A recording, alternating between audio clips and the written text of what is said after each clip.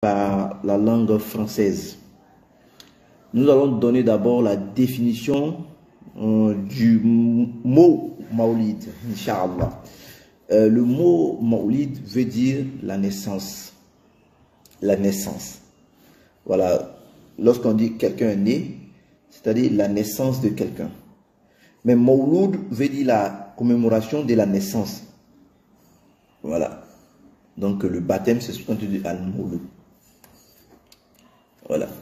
Donc aujourd'hui, il y a trop de paroles en l'air concernant ce Mawlid, à la célébration de la naissance du prophète Mohammed sallallahu alayhi wa sallam. Nous allons essayer de vous décortiquer ça en plusieurs étapes.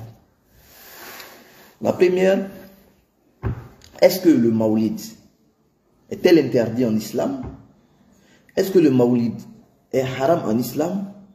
Est-ce que le prophète l'a fait? Est-ce que les compagnons l'ont fait? Est-ce que nous devons le faire? Il y a ces tas de questions là, nous allons essayer de répondre. Est-ce que le Mawlid est interdit en islam? Alhamdulillah Rabbil Alamin, il n'y a pas d'interdiction du Mawlid en islam.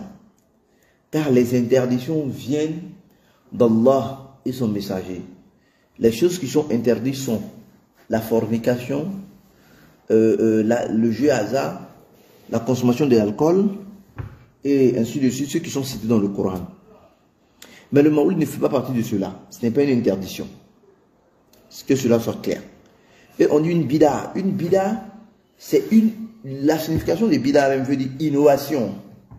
Voilà. Innovation. C'est-à-dire mettre quelque chose, innover.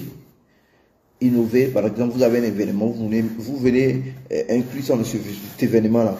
Par exemple, dans la religion, nous voulons inclure quelque chose de la religion, quelque chose que Allah n'a pas ordonné de faire, quelque chose que le prophète n'a pas ordonné de faire. Maintenant, al-bida aussi, il y a deux types de bida. Il y a bida'atu siya et il y a bida'atu hasana.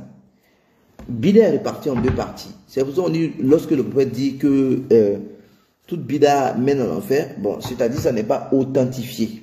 Voilà, je le dis. Parce qu'il y a des bid'a même qui sont rentrés dans la religion. Nous allons essayer de décortiquer cela aussi.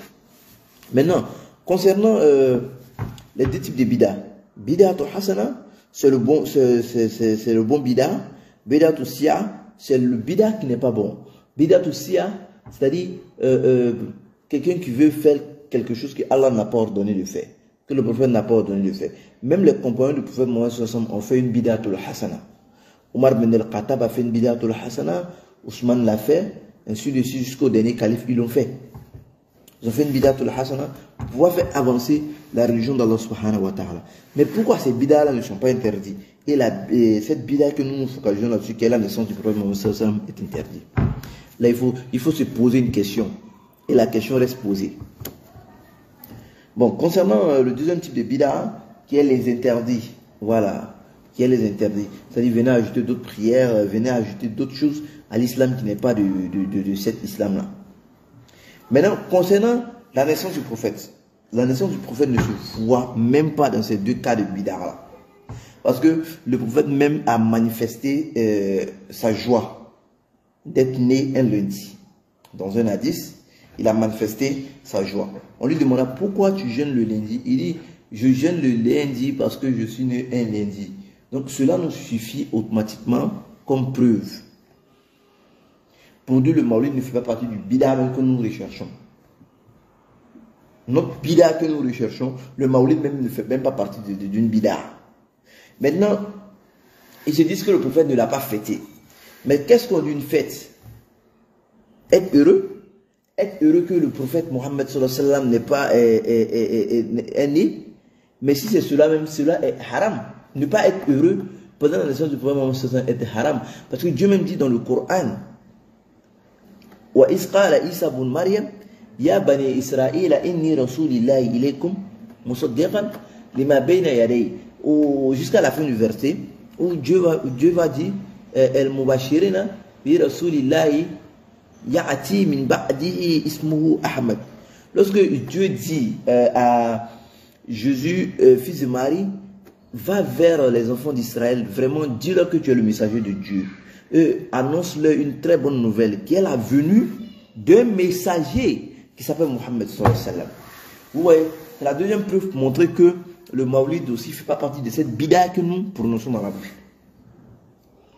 On se fait comprendre? Inch'Allah. Si on se fait comprendre, je vais continuer encore. Maintenant, deuxièmement encore, troisièmement, voilà. Troisièmement, on parle de la célébration. Lorsqu'on vient à la célébration du Maulid, qu'est-ce que nous faisons? Nous parlons du prophète. Nous parlons de sa vie. Nous parlons de ses activités. Nous parlons de ses comportements. Les comportements du prophète. Mais nous nous posons la question à savoir, est-ce que le prophète Mohammed sallallahu alayhi wa sallam n'a pas rassemblé les gens pour leur parler? Si, il a fait. Et il a parlé de lui. Parce que les hadiths que nous voyons, c'est le prophète Mohammed sallallahu alayhi wa sallam qui disait ces hadiths-là. Ces hadiths-là, et les gens écrivaient ces hadiths-là.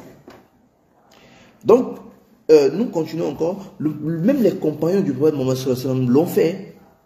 Abu Bakr a réuni les gens et parlé du prophète Mohammed sallallahu alayhi wa sallam, Omar, Osman, Ali. Ils l'ont fait. Les 4 grands califes l'ont fait. Donc, ce côté aussi n'est pas interdit en islam. Vous voyez. Donc, voilà 3 éléments qui montrent que le Maulid, même le bid'a, même le mot bid'a, même qu'on donne au Maulid, même ne vient pas dans le cadre du Maulid. Le mot bid'a.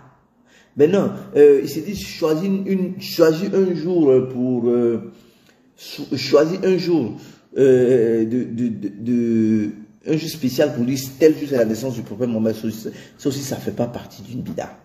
Parce que ça, c'est une date que nous nous sommes donnée. Mais la majorité des savants et la majorité des historiques sont sur le mois de Rabi' Awal. Pour dire que le prophète est né dans le mois de Rabi' Awal. Ça, c'est l'histoire. Et plein sont partis sur le 12. D'autres ont parlé du 12 Rabi' Awal, d'autres ont parlé du 17. Il y a d'autres qui disent c'est une semaine. Les une semaine du 12, ça tombe sur le 17e jour. Donc, il y a d'autres qui... 18e jour, 17e jour. On peut le dire comme ça. Donc, il y a d'autres qui ont dit la nuit de la 17e, la journée de la 17e à la 18e. Il y a d'autres qui ont dit non, c'est le 12. Donc, le 12 Rabi' Awal a été mentionné dans l'histoire aussi. Vous voyez. Voilà. Maintenant, l'année c'était 570. La majorité des historiens. Il y a d'autres qui ont pris 571. Dans 571, il y a 570. Mais nous disons que ces dates-là sont uniquement vraies. Ce ne sont pas des fausses dates. Même si je suppose, hein, même si ces dates-là ne font pas partie de ce que l'on dit par la naissance du prophète Mohammed sallallahu alayhi wa sallam. Nous devons chercher un jour même pour mentionner ça, la naissance du prophète Mohammed sallallahu alayhi wa sallam. Donc, maintenant, pourquoi nous célébrons le Maulid? Voilà. J'ai donné les preuves, j'ai donné les différentes preuves pour montrer que le Maulid ne fait même pas partie du cadre bida, plutôt que même le cadre haram. Parce que le haram est plus pire que le bida. Voilà. Donc, pourquoi nous faisons le Maulid? Nous faisons le Maulid pour une reconnaissance. Parce que Allah même était reconnaissant envers le prophète. Allah dit dans le Coran, Inna Allah, il dit lui Dieu, wa malaikatuhu, il dit avec ses anges, Inna Allah wa malaikatuhu, yusalluna ala nabi. Ils font la prière sur le prophète Mohammed sallallahu alayhi wa sallam. Excusez, voilà. Voilà. Ils font la prière sur le prophète Mohammed sallallahu alayhi wa sallam. Allah excusez, hein, voilà. Excusez vraiment. Nous sommes enrhumés.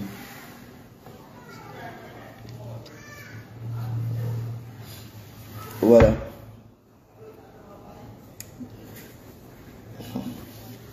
Voilà. Allah et ses anges font la salat sur le prophète Mohammed sallallahu alayhi wa sallam. Allah et ses anges font la salat sur le prophète Mohammed sallallahu alayhi wa sallam. Il dit, Ya ayyuhallazina amanu, ô vous qui avez cru, sallu alayhi wa sallimu taslima. Faites la salat sur le prophète Mohammed sallallahu alayhi wa sallam.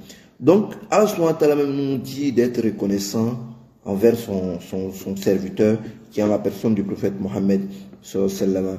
Et nous prions vraiment sur ce monsieur-là. Nous nous demandons à Allah subhanahu wa ta'ala de nous aider à aimer encore le prophète Mohammed sallallahu alayhi wa sallam. Car Allah subhanahu wa ta'ala même, le prophète Mohammed sallallahu alayhi wa sallam nous dit, il dit aimez-moi plus que vos enfants, aimez-moi plus que vos femmes, aimez-moi plus que vos pères et mères, aimez-moi. Il a parlé de ce moment. Donc que Dieu nous aide. Voilà, donc nous allons mettre un thème à ça. Voilà, salam alaikum. Nous nous retrouvons prochaine fois pour une autre vidéo. Salam alaikum wa rahmatullahi wa barakatuh.